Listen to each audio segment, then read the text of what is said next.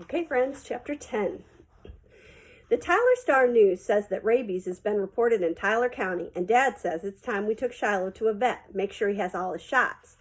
We know for a fact that Judd never takes his dogs to a vet unless he has to. Says with his dogs being chained and all, how are they going to get rabies?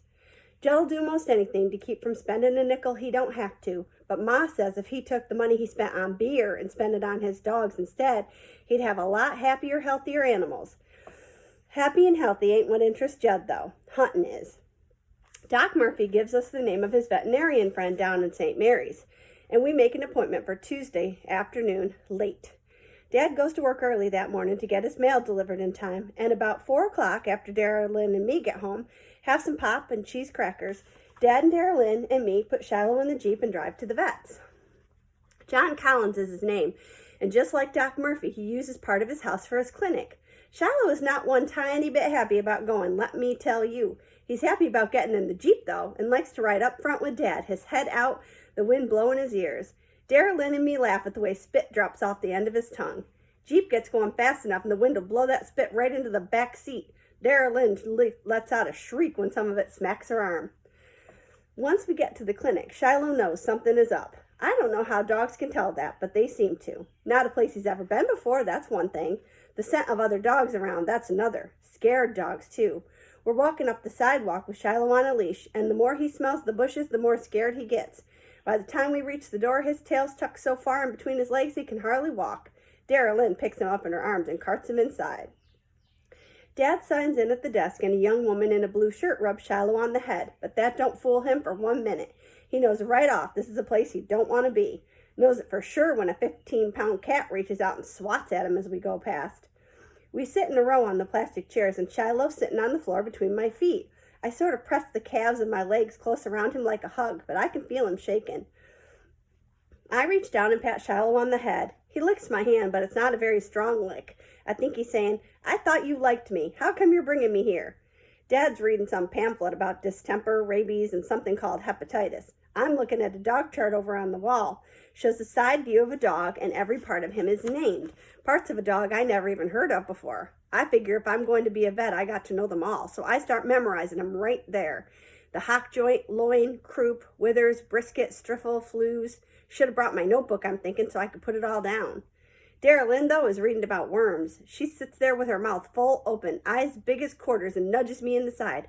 Marty, she whispers, you know that puppies can have worms in them? Yeah, I tell her, I know dogs can get worms.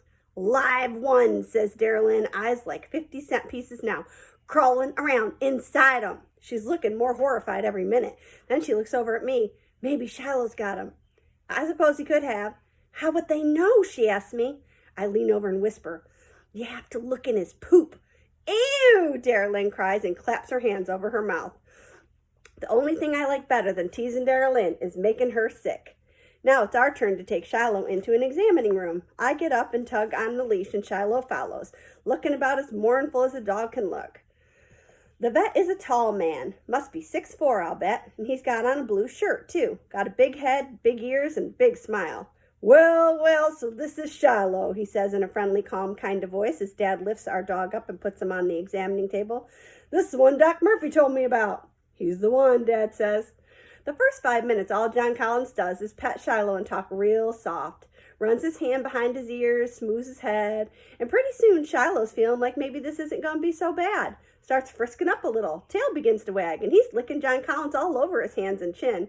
The vet laughs. He asks us questions about Shiloh, about how many shots he's had, and of course we don't know the answers because we don't know who had him before Judd. Wants to know what we feed him, and I can tell he don't like the idea of table scraps. You've been taking real good care of him, but he'd be healthier if he had more protein in his diet, John Collins says, and tells us what kind of food we should be buying and where we can get it the cheapest. Then he gives Shiloh a couple of shots. Shiloh's right good about it. He just flinches a little and tells us never to give him bones, make sure he has fresh water, clean food dish every day, and what to do for fleas. When Dad and Darylyn take Shiloh out to the desk to pay the bill, I say to John Collins, something I've been thinking on. Chaining dogs don't make them mean, does it? It might make them scared, so they act mean, the vet says. When you chain a dog, he feels trapped. If other dogs or people come over and he thinks he might be attacked, he tries to pretend he's big and fierce in order to scare them off. And these dogs just stay mean for life, I ask? John Collins shakes his head. They don't have to. Once you unchain a dog, he doesn't feel so threatened. Knows he can get away if he has to. He may not settle down right then, but if he learns to trust you, you'll treat him right. He can become a loyal, gentle dog. We go home and I sit at the kitchen table and write all that down in my report. We got a vet now. I can call him and ask questions. And I'm thinking how maybe someday I'll have an animal clinic. My name there on the door. Folks will bring their pets in with all kinds of problems and I'll know just what to do. But 2 hours later, something happens and I sure didn't know what to do then. It's after school on Wednesday, a common kind of school day. A couple kids give their reports for their Imagine the Future project. Sarah Peters stands up and reads how she's going to be a swimmer and swim the English Channel. Miss Talbot says that's an interesting goal, but what about for the rest of her life? She has to be thinking about what else she could do with swimming even after she becomes a champion. Sarah turns her paper in and Fred Nald reads the report he's written. He wants to be a policeman, and if he can't get on the police force, then he'll settle for the rescue squad. Miss Talbot says this is a good example of how you can use your desire to help and protect people in several different ways. The boys all give Sarah our smart look, but then Laura Hendrick gets up and says she wants to own a restaurant. If she can't own a restaurant, she says she'd like to be a cook. If she can't be a cook, she'll be a waitress. And if she can't get a waitress's job, she'll start out as a dishwasher and work her way up.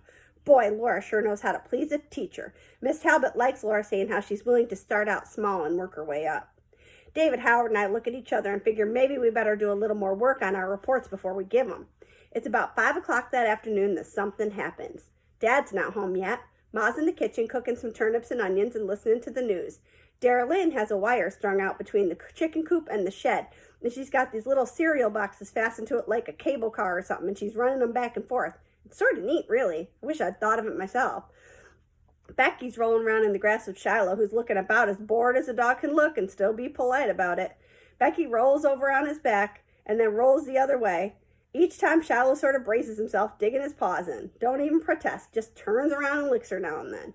I'm trying to pick enough apples off our apple trees to see if there's enough for Ma to make applesauce. The peaches are all gone now, but Ma wants every last apple I can find.